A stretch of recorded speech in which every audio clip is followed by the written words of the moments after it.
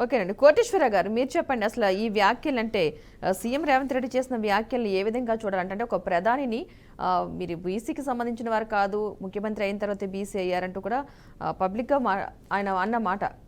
So దీన్ని ఏ విధంగా చూడాలంటారు? So next ఎలాంటి పరిస్థితులు ఎదురయ్యే అవకాశం ఉందనుకోవచ్చు అంటారు?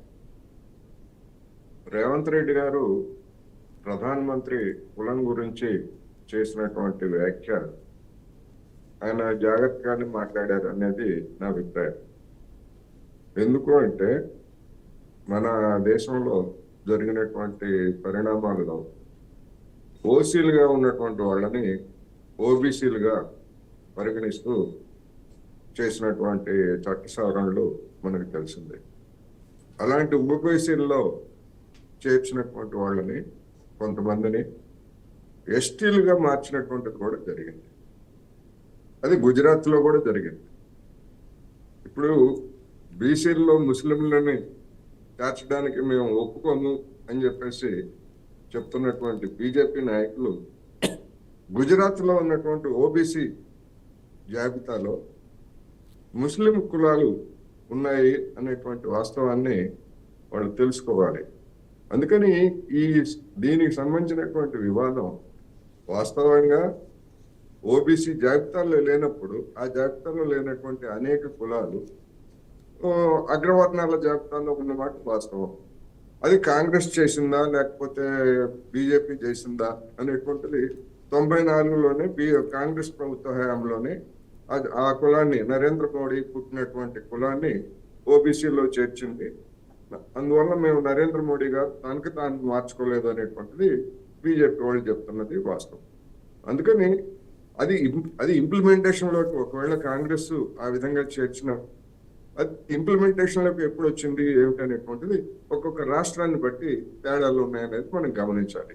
అందుకని ఒకటి వాస్తవం,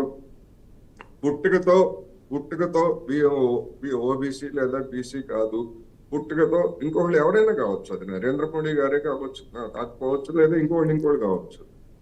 ఎందుకంటే జాబితాలను మార్చడానికి లీగల్ గా మార్చడానికి అవకాశం ఉన్నటువంటి దేశం ఇది. కులాన్ని కులం మారదు, కానీ ఆ కులం ఏ జాబితాలు అనేటువంటిది మారుతుంది. అందుకని రెండోది, ఇదేదో కొత్తగా ఇవాళ మన రేవంత్ రెడ్డి గారు కొత్తగా ఈ వివాదాన్ని తీసుకురాలేదు. గతంలో రాహుల్ గాంధీ గారే స్వయంగా ఇదే భాషతోటి రాహుల్ గాంధీ గారే విమర్శించారు. రాహుల్ గాంధీ గారు విమర్శించడానికి ముందే ఎప్పుడైతే బీజేపీ బీసీ నినాదాన్ని లేదా బీసీ ప్రధానమంత్రి అని చెప్పేసి క్లెయిమ్ చేసుకుని ప్రచారం చేస్తూ ఉందో అప్పుడే మీడియాలో పెద్ద చర్చ జరిగింది.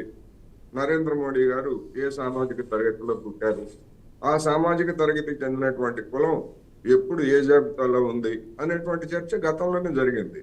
అందుకని మళ్ళా రాజకీయాల్లో భాగంగా ఇలాంటి అంశాలను తీసుకురావడం మనం ఇవాళ కొత్త కాదు. దానిలో భాగంగానే రేవంత్ రెడ్డి గారు దాన్ని తీసుకొచ్చారు. అయితే వెంకటరెడ్డి గారు చెప్పినట్టుగా ఆయన మిగతా అంశాలకు సంబంధించినటువంటి భాషతోటి అందరూ ఏకీభవించాలని ఏమి లేదు. ఆయనే చెప్పాడు.